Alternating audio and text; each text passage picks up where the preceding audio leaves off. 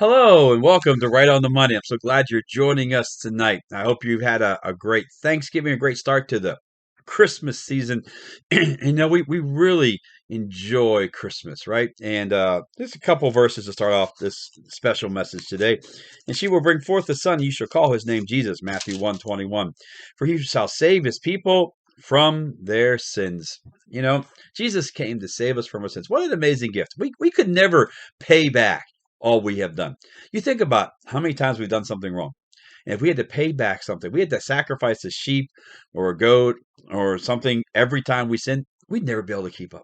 But Jesus says, I died. And then I came back to life. So my blood is alive and well, and it covers your sin for all times. And you know what? And that's a wonderful thing. And why do we give gifts at Christmas time? We give gifts at Christmas time to one another. Well, why are we supposed to give gifts? We're supposed to give gifts and honor what Jesus did for us. So every gift should have a meaning behind it. Today, people give gifts. Why? Because everybody thinks that's what they're supposed to do. And we want to be nice to one another. No, we do it to honor what Jesus did for us. Now, this class is called Right on the Money. We want to be right on the money and do things the way God wants us to do. And one of the things about Christmas time is where businesses make their big money for the year, right? We heard of Black Friday, Cyber Monday. Why do those things exist? Anybody know why it's called Black Friday? It's called Black Friday because all year long, the retailers are in the red. And on Black Friday is when they get out of the red and into the black and they make a profit for the year. So it's all about what? The money. Now, here's the thing. You're going to see all kinds of ads, all kinds of things. You're going to have all kinds of pressure to buy lots of gifts and do all kinds of things. Here's the thing you got to realize, though. Remember, Christmas is really about Jesus and what he did for us. And what we got to do is not get in over our heads. I can't tell how many times people, after the holiday's over, they find themselves wondering how they're going to pay the bill. People have some different strategies for how to pay the bill. One is they just hope they'll get a bonus check from the work. What if you don't? Second, another way people do it, well, we'll use our income check when it comes February. We'll get that, and that's how we'll pay our Christmas stuff. What happens if it doesn't go the way you want? Last year, things changed mightily in the tax code. People got a lot less than they thought they were going to get all across the board. And what happens if something happens in January, February, we need that money for something else, a medical emergency, a car breaks down. Who knows, right? But we just gotta have those gifts for everybody because everybody expects them. That's kind of what we think, right? But here's the thing. Christmas is a great, joyous time on December 25th. And that day should be one of the best days of the year because we celebrate that Jesus not only came, but he died so we can live forever in heaven and rose back from the dead. Also, you should do the whole story. By the way, tonight, 6 o'clock, right before this program, we're doing a chapter in Matthew every day from now until Christmas Eve. We're going to read the entire story of Jesus ending on Christmas Eve with him rising from the dead because that's what he came to do. But here's the thing. A lot of people, they love Christmas Day, but then up to Christmas Day, all kinds of pressure. After Christmas Day, all kinds of pressure. And a lot of it has to do with the financial situation that we put ourselves in because of Christmas. And then we incur debt. And we're like, well, it was worth it because we gave them that gift. What's the thing about some gifts, though? Sometimes you give a gift to a person, and they're excited to get it. But then after a couple of days, they don't play with it, or if you give it to an adult, they don't use it anymore. But you spend a lot of money on something that didn't do a whole lot. Some people go, well, I don't really like it. Boy, that just puts a downer on that, right? Some people complain. Some people take the gift and they'll regift it to someone else because they didn't want to hurt your feelings, and you find out about it. It's like, what should the gift be? It should be something that's meaningful. It should be absolutely, if it's meaningful, that becomes priceless. And sometimes at Christmas time, we lose the sight of what Jesus did on the cross is absolutely priceless. There's no price you can put on the fact that he died for all of your sin. No matter what you've done, no matter what anybody's done, he paid it all. And he continues to pay it as we continue to sin because we still do dumb things. We're humans. It's a priceless gift. And so what we need to do is think about it and also think about our financial situation. Because, a lot of people get into a pickle at Christmas time. You might be watching. It might be someone that you know. We need to help them do that. And so there's some ways to prepare for Christmas better. so you can have a joyous Christmas, have the one you want without that financial pressure. So you're right on the money. So first thing we need to do is give like Jesus gave. He gave something that was priceless. Why don't you sit down with your children, even your adult children, by the way, or those you love in your life, and talk about Christmas. What's it really about? Not what we need to just make us happy. What's something that is actually meaningful to us? Maybe you go, maybe yeah, the newest and greatest toys and the newest and greatest thing is not what they really want. What about finding out, if you have young children, find out something they really like. Sometimes parents give children gifts that they think they like. But you actually talk to them, oh, what do you want for Christmas? And they go through the book and give you a list of things, right? Used to be the Toys R Us book of toys. They're back now. They're in Macy's. Their toys are probably more expensive now that they're in Macy's. But they'll go through a list and give it to you. After they give you their list, why don't you sit down with them and say, of all these things, what really makes you happy? What's going to be meaningful to you? That's something they'll cherish. Now, here's the thing. Should we cherish the gift that Jesus did for us? Absolutely, we should cherish it. Why don't we teach that to our kids? What about our adult kids? What would be meaningful to you? A lot of people, we don't know what to give somebody. Well, why don't we think about what's meaningful? What's important? What will do something amazing? Have a conversation. You might find out that you could do something that makes your Christmas absolutely amazing and spend a whole lot less money. Or you might find something that really means something to her, and it's worth spending the extra money on. It could go both ways. Now, here's the thing. If it's going to cost more money, you need to be right on the money and think about how you're going to make that happen. Because what you don't want to do is be regretting it later on. You don't want to be going, man, I gave them that gift. I can't believe they don't appreciate it. I can't believe this. I can't believe they did this. That happens, doesn't it? But see, if you truly give out of love and you truly give something that's going to be meaningful to them, you'll feel good about it. And whatever you do with it, you'll enjoy because they're cherishing it. Just as we should cherish Jesus Christ and the gift that He gave us. So here's a tip before you go hog wild shopping, and don't forget if you already did, you can always return things. Now, it's not Christmas yet; they don't know what you bought. Don't get yourself into this financial pickle. Here's the thing: you find the kids are a lot more resilient than you think. Oh, but I gotta get things for my kids that everybody else has. Keeping up with the Joneses is not always the best move. I'll tell you all the time, keep your kids involved in your finances. They know what's going on. If they know what's going on, they're going to be a lot more accepting and also going to be a lot more appreciative of the gifts. Maybe you don't need to give them a ton of gifts. Maybe give them what they really will play with. You give them 20 gifts and they only play with 2. You probably would have got the same beautiful reaction just giving the 2 gifts they really wanted to play with. And so let them make a list. And then sit down and say, of this list, what would you appreciate the most? And then bring in the thing. We appreciate what Jesus did for us. What a great way to bring the gospel message in, even to people who don't know Jesus in your family. What would you give for that? How would you appreciate that? You'll find out that it's very rewarding.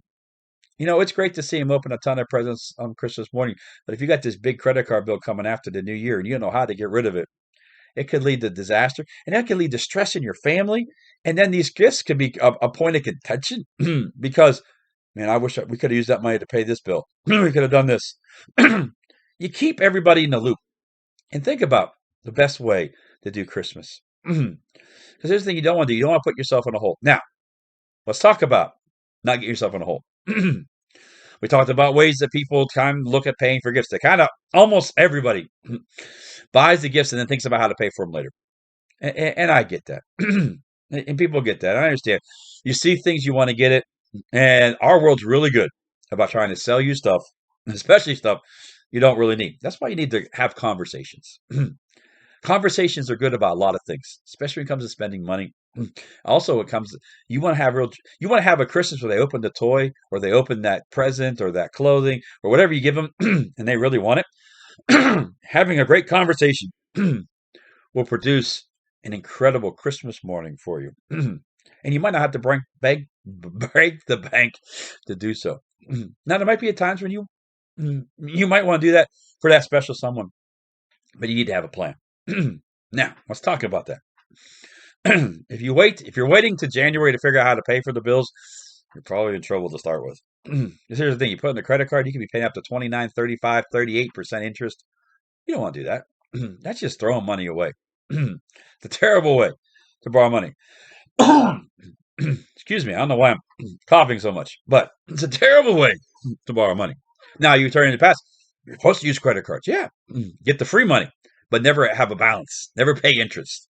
They give you an offer for free money. Hey, take it. I take it every time. So I go on vacation for free every year. Here's the deal, but you don't want to pay interest because that just makes that toy or that gift or that clothing or whatever you bought, that meaningful gift, become more expensive over time and cause you a lot of regret. Why does anybody want to have regret at Christmas time? It's supposed to be joyful. And if you go on the Christmas day wondering how you're going to pay for it, every time they open a present, you kind of go, boy, I don't know, boy.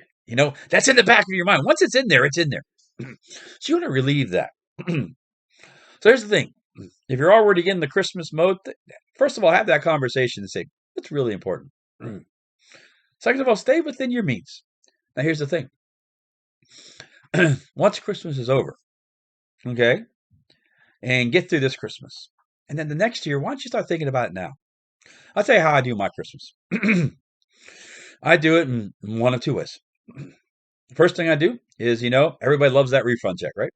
And if you're lucky enough to have one of those people, most people do get one. And if you get one, rather than depending on it to pay for this year's Christmas, because you never know what's going to happen. Like I said, something could happen in January. Something could happen in February where you need it for something else. And then you go, well, I'll just let those things ride on the credit card longer. Don't do that. First of all, find a way to pay it off so you don't pay any interest. But this year, when you do your taxes, and when you get your money back, if you're able to pay off your credit card, do it then. Please don't let the interest go more than a month. Okay, don't do that. You will be regretting it and regretting it. The credit card is not your friend. Now you can use it and make free money. You can watch one of my classes. I have a class all about that. Christmas time, they hope you don't pay it because then you get giant bill. You don't want to pay that interest.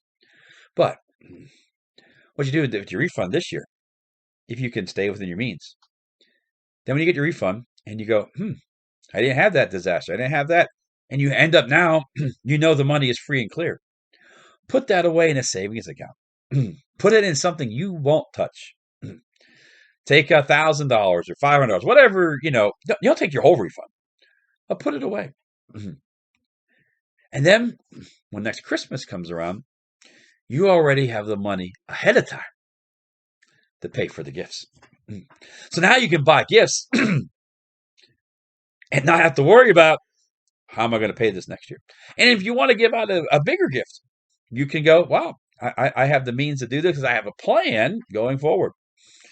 And you don't have to regret it afterwards and wondering, man, what did I do? And you'll feel safer. You'll feel more secure because the money's already there. Another thing I suggest to do, you have 52 weeks out of the year.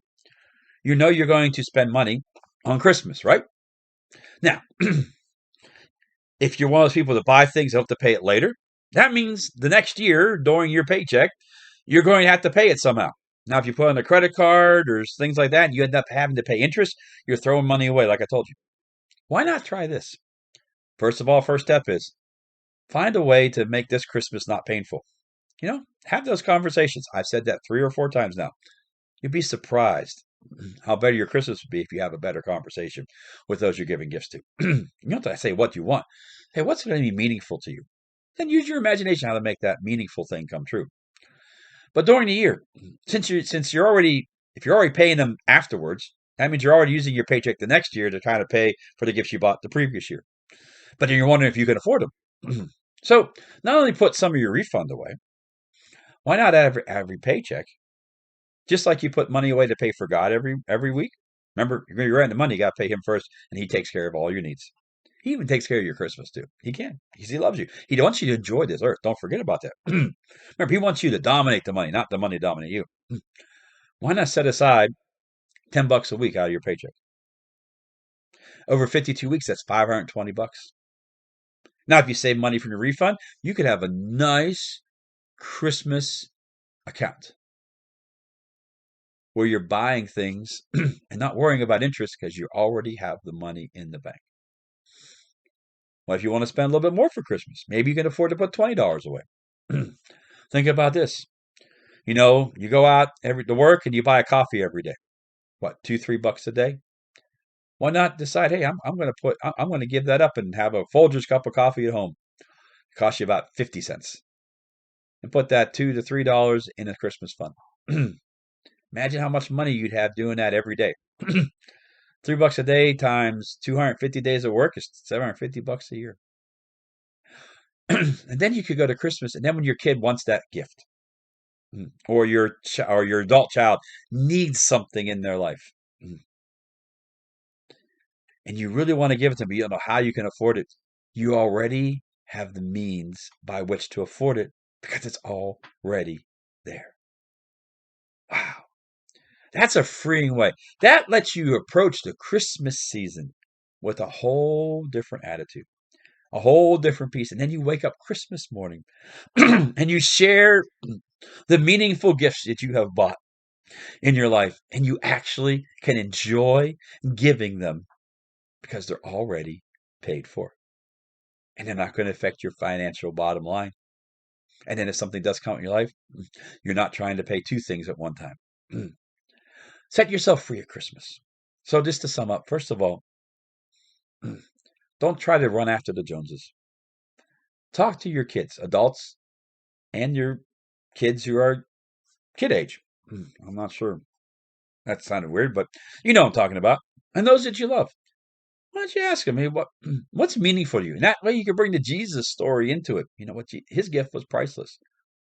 What would really mean something to you? Because here's the thing: if they use the gift all year round, they use the toy around, or they use the gift you gave them in their life on a daily basis, that can bring joy to you well beyond Christmas morning. Because every time you see your kid playing with that toy, or that adult child of yours doing something with what you gave them, that means you get to experience that joy year round. So have conversation. You might find out you don't have to get A, B, C, D, E, F, G, H, I, J, K, J, W toys. You could just say, oh, I only need to give A, B, and C. And they'll be a lot happier. Because what do you want? You want that smile. And if they have something they're going to love and cherish, you get to experience that for the entire year. And then second of all, don't put yourself in a financial hole. Find a way. Don't fall into the trap of I'll try to pay it later, because you know what happens. Something will come into your life to keep you from paying that, because the devil's going to try to rob you of your joy. So God gave you a brain. Think about it. So this year, hey, if you have to use your refund to do it, I pray that nothing bad happens that you can't actually do that. If you're going to set aside some money later on, but how about this? Why not get this one paid off as best you can? Get the interest out of the way, and then put money back for a refund. Put money back each week from your paycheck into a Christmas fund, something you won't touch. And then next year at Christmas time, you can go shopping knowing that the money's already there. And you can wake up Christmas morning and not wondering, well, I gave them these gifts, it's great, but on the 26th, I'm going to wonder how I'm going to pay for it. Or you can have a beautiful Christmas day and then wake up on the 26th with no financial burden whatsoever. That's a gift for yourself, don't you think? And you'll be a better gift giver, and you'll also honor Jesus a whole lot better, because you'll be right with the money, and you'll be using it at Christmas time in an amazing way. So I hope that blesses somebody, might bless you. Maybe someone else needs to hear it. Please share it, because we just want to help people be right on the money, because Jesus wants you to have an amazing life. Why? Because Jesus loves you. I love you, and you're absolutely awesome.